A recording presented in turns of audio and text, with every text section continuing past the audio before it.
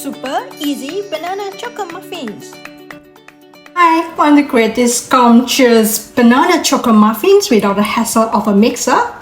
In this easy to follow tutorial, I will show you how to whip up these delectable treats with simple ingredients and no fancy equipment required. Get ready to bake the moist, flavorful muffins baked with the perfect combination of ripe bananas, rich dark and milk chocolate chunks. Whether you are a novice baker or a seasoned pro, you won't want to miss out on this foolproof, easy recipe. Let's get baking! First, grab your muffin liners. Lay the muffin liners into the muffin pan. Be sure to check out the list of tools that I use as a beginner in the description box below. Next step, place your bowl on the kitchen scale and set it to 0. Now take your ripe bananas. I use around 2 ripe bananas and peel them. Place the peeled banana into the bowl on the scale and watch as the scale measure their weight. We are aiming around 200 or 7 grams plus minus for the banana. If you are new here, don't forget to hit the subscribe button and ring the notification bell so you never miss a recipe. Once you have reached around 200 or 7 grams of bananas, it's time to mash them up. I found using fork to do the banana smashing is really simple. Mash the bananas until they are smooth and creamy, with no large chunks remaining. Set it aside, and now we move on to prepare chocolate chunks. Weight about 80 grams of dark chocolate and 20 grams of milk chocolate. Mixing dark and milk chocolate in this recipe like banana muffins can enhance the overall flavor and texture of the baked goods.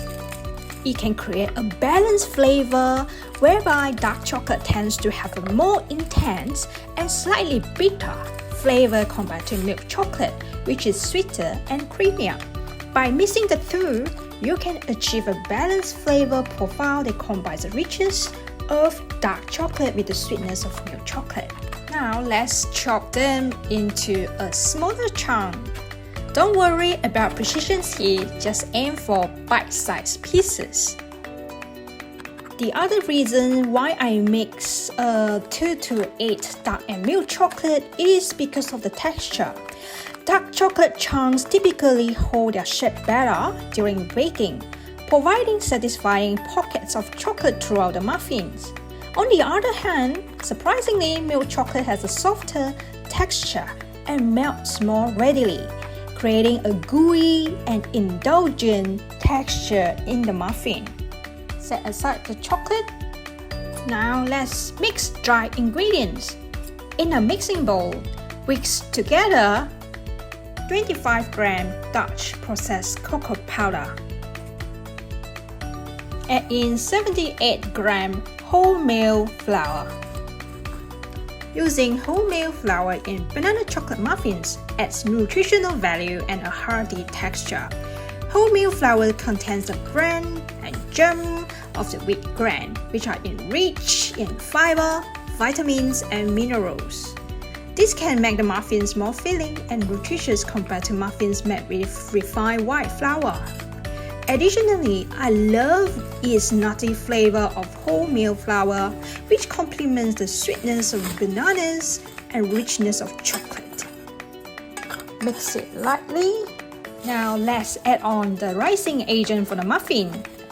We are using half a teaspoon of baking soda, half of teaspoon of baking powder, pinch of Himalayan pink salt. Next ingredient, which is nutmeg powder, which is optional, around a quarter teaspoon of nutmeg powder. It adds warmth and depth to the flavor profile of banana chocolate muffins. Nutmeg actually pairs well with both bananas and chocolate. My son loves this combination very much. Mix well and set these dry ingredients aside. Next step is to mix wet ingredients in a separate large mixing bowl. Combine the 20 grams of honey, 40 grams of muscovado sugar in liquid form. Muscovado sugar being a type of unrefined cane sugar with a high molasses content, dissolves easily in liquid due to its fine texture and will keep our banana muffin moist. To elevate the banana muffin's flavor, we also include half a tablespoon of pure, good quality vanilla extract or essence. Next ingredient is 33 grams of canola oil, or you can replace it with any vegetable oil.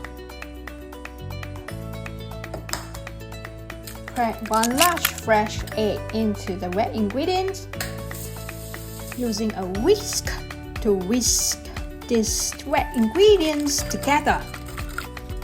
Love this part. This is where I'm starting to use my arm strength to do the whisking.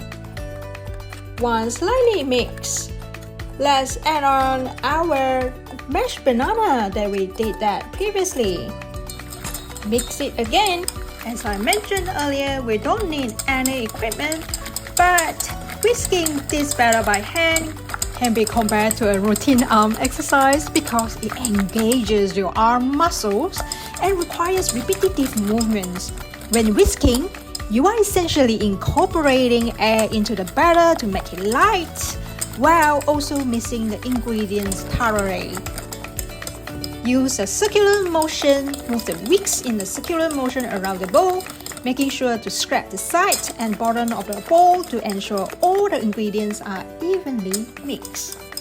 Be patient and it will take a couple minutes if you compare to electric mixer. Once the wet ingredients become a little bit pale, now it's time for us to combine wet and dry ingredients. Tips here is, please make sure do not rush. Gradually add the dry ingredients bit by bit to the wet ingredients, as you don't want to have a dense muffins at the end, isn't it? Stirring it until just combine. Be careful not to overmix.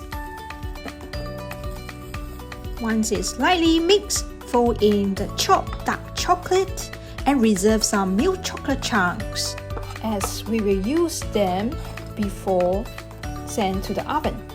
Chocolate chunks add texture and burst of chocolate flavor to the banana muffins. Now fill the muffin cups. Spoon the batter into the prepared muffin cups, filling each cup about 2/3 full. This allows for proper rising and ensures evenly baked muffins.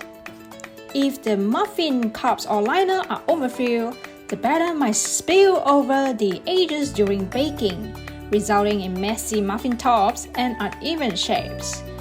Make sure that only 2/3 of the cup. The reason being that we do put some rising agents such as baking soda and baking powder into the batter.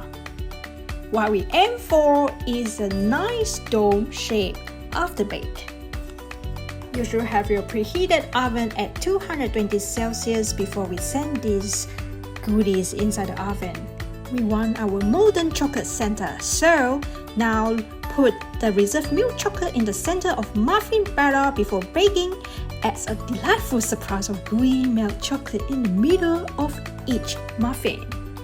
This adds a layer of richness, flavor, and texture that elevates the muffins from ordinary to extraordinary. Send our muffins into the 220 Celsius oven. Bake the first 5 minutes at 220 Celsius without fan force. It's just a conventional oven. And reduce the heat to 175 Celsius for another 15 minutes, or until the toothpick inserted into center comes out clean.